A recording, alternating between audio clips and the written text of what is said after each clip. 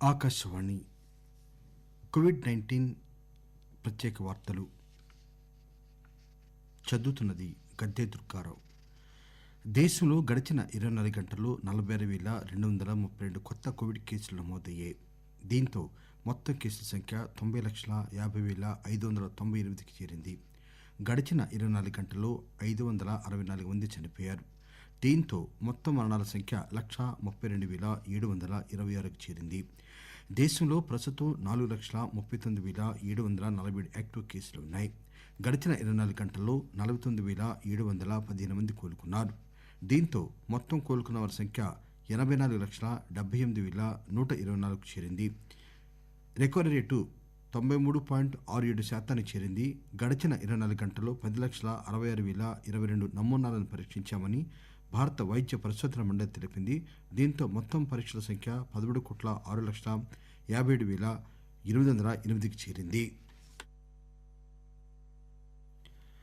గడిచిన 24 గంటల్లో 42,000కు పైగా పరీక్షలు చేయగా 925 మందికి కరోనా వైరస్ పాజిటివ్ నిర్ధారణ కావడంతో రాష్టంలో ఇంతవరకు కోవిడ్ సోకిన వారి సంఖ్య 2,62,653కు చేరింది. రాష్ట్ర వైద్య ఆరోగ్య శాఖ విడుదల చేసిన బులెటిన్ ప్రకారం కోవిడ్ నుంచి నిన్న మరో 1,367 మంది కోలుకున్నారు. ప్రస్తుతం రాష్టంలో 12,000కు పైగా యాక్టివ్ కేసులున్నాయి. కాగా నిన్న మరో 3 మరణించడంతో రాష్టంలో కోవిడ్ సంబంధిత ఇతర సమస్యలతో మరణించిన వారి సంఖ్య 1,426గా నమోదైంది. ఇలా ఉండగా జీహెచ్ఎంసీ పరిధిలో తాజాగా 161 కరోనా పాజిటివ్ కేసులు నమోదయ్యాయి. హైదరాబాద్ గాంధీ ఆసుపత్రిలో ఈ రోజు నుంచి కోవిడ్ ఇతర సేవలన్నింటినీ పునఃప్రారంభిస్తున్నట్లు ఆసుపత్రి సూపరింటెండెంట్ రాజారావు తెలిపారు. అయితే కోవిడ్ వ్యాప్తిని అరికట్టే విధంగా పలు చర్యలు తీసుకుంటూ అన్ని విభాగాలకు సంబంధించి OP, IP, all surgeries, elective, emergency సేవలను పునఃప్రారంభిస్తున్నట్లు తెలిపారు. ఈ మేరకు ఒక రోగికి ఒకే అటెండెంట్ను అనుమతిస్తారు. విజిటింగ్ అవర్స్ ఉండవు. మాస్క్ లేకుండా ప్రవేశం ఉండదు. భౌతిక దూరం తప్పనిసరిగా పాటించాలి. ఆసుపత్రి ఆవరణలో ఎక్కడ ఉమ్ముకు వేయరాదు. కోవిడ్ ఇతర రోగులకు సంబంధించి రాకపోకలకు వేర్వేరు గేట్లను ఏర్పాటు చేసినట్టు ఆయన వెల్లడించారు. ఆంధ్రప్రదేశ్లో 1,316 కొత్త కోవిడ్ పాజిటివ్ కేసులు నమోదయ్యాయి.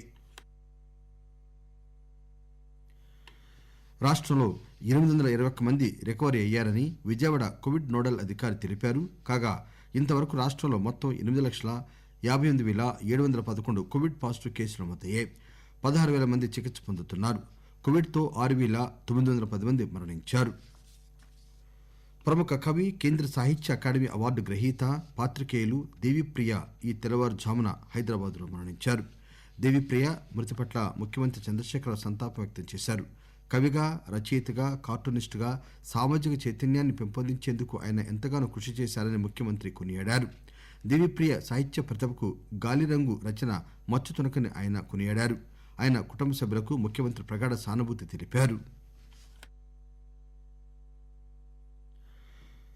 ఆదిలాబాద్ జిల్లాలో చివరి ఆయకట్టు వరకు సాగునీటిని అందించేందుకు ప్రాజెక్టుల ఆధునీకరణకు కేంద్ర ప్రభుత్వ జలశక్తి మంత్రిత్వ శాఖ నిధులు మంజూరు చేసింది.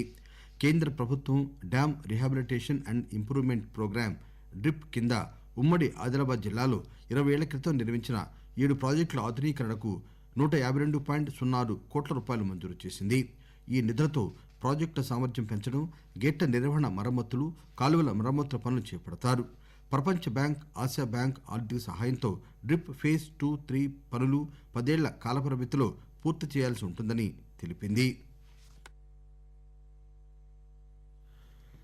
నల్గొండ జిల్లా నాగార్జున సాగర్ నుంచి శ్రీశైలం లాంచీ ప్రారంభమైంది.